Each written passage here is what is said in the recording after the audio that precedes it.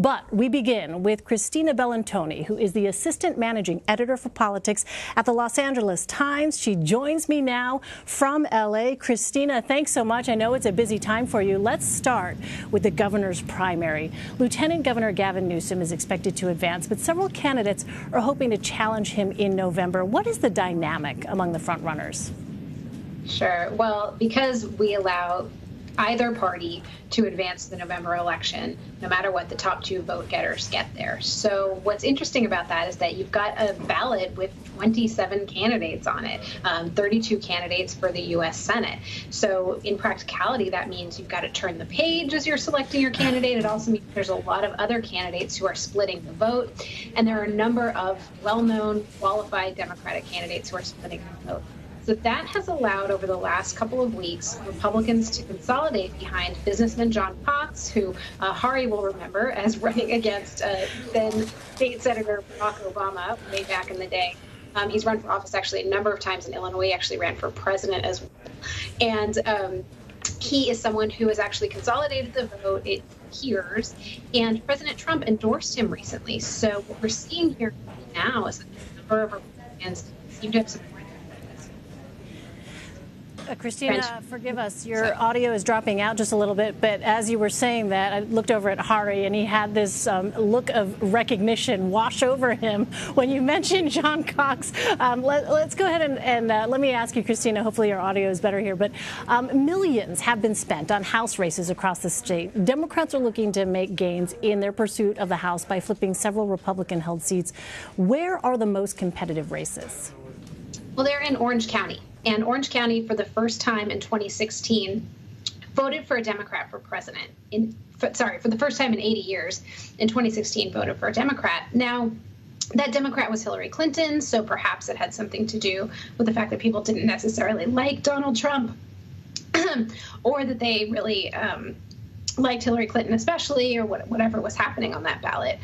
But what we've seen is that Democrats are targeting seats where there are a number of Republicans who hold a seat, but Hillary Clinton won their districts, and many of those are in California. So in Orange County, you have three races in particular that are very interesting, where there are a number of Democrats on the ballot, and you are seeing them split their vote, meaning that two Republicans could end up getting through by only getting, 20, 30% of the vote, because all of the Democrats split their votes down below on the ticket. So that would prevent Democrats from spots in the November election.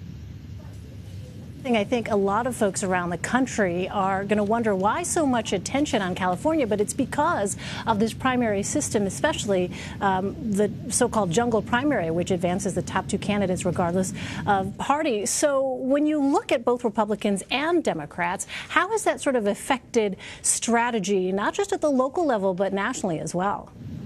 Yeah, well, it's really interesting. I don't know if you guys could hear as I was talking about President Trump endorsed John Cox.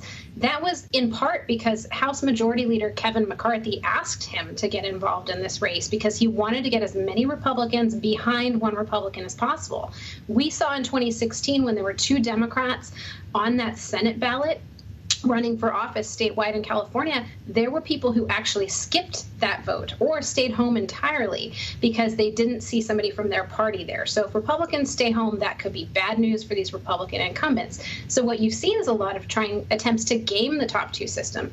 In the governor's race, you've seen Democrats try to prop up Republicans to get votes away from their rivals. You've seen Republicans trying to prop up Democrats. It's really been a lot of hijinks, which are possible in a system like this.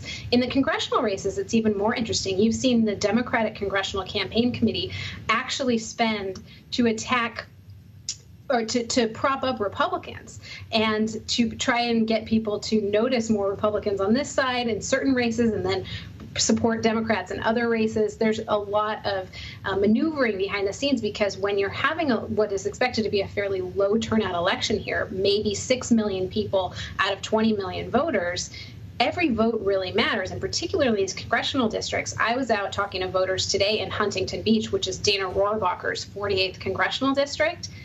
many people didn't even know who he was. Somebody told me he thought she was doing a really good job as the member of Congress. Well, Dana Rohrabacher, of course, is a man, but this person had decided to vote for Dana Rohrabacher just because they knew his name.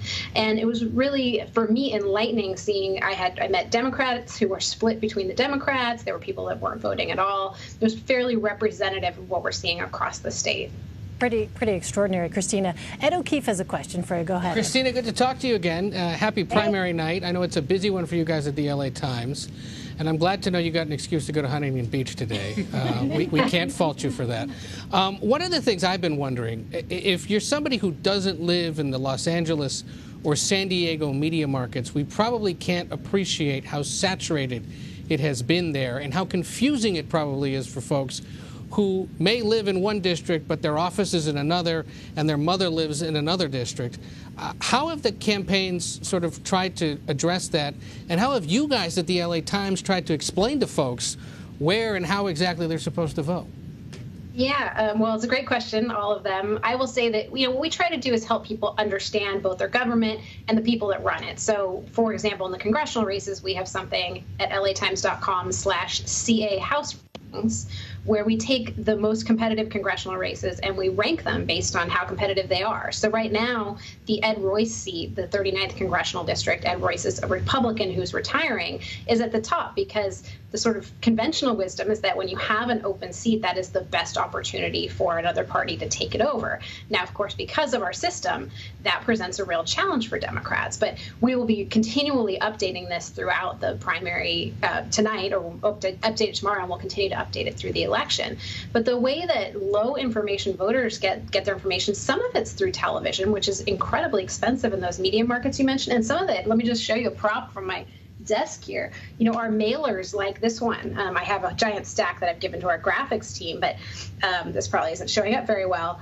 But effectively, it's candidates, certain committees that have an issue. Environment. This one is for pro-gay rights. And some of the candidates on these mailers actually paid to be on the mailers. There's a little asterisk by their name. But voters often miss the fine print, and so they get this in the mail and they think, oh, okay, this candidate is for gay rights issues, so I'm going to vote for him or her. And that's a huge part of the campaign, is in the mailbox. And in addition to that, Californians, you have to remember, vote for more than almost a month because so much of our voting is done by absentee ballots.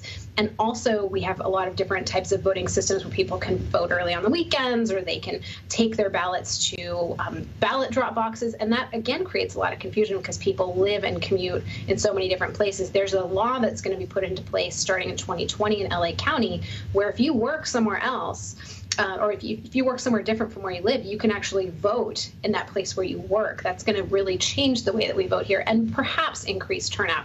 It's always a big question here. And the other thing that's really influential in the governor's race is that Northern California, where I'm from originally, actually turns out in huge numbers compared to Southern California, even though we are the larger part of the state. That's going to be a big driver when it comes to Newsom's support and Antonio Villaraigosa's support tonight. Saying that they're changing state law so that traffic is no longer an excuse for voting? Yeah. That's among the things, yes. Only in California. Amazing. Christina Bellantoni, I hope the coffee is percolating. I know it's going to be extremely busy for you tonight. We are so grateful for your time. Thanks. My pleasure. Have a good one.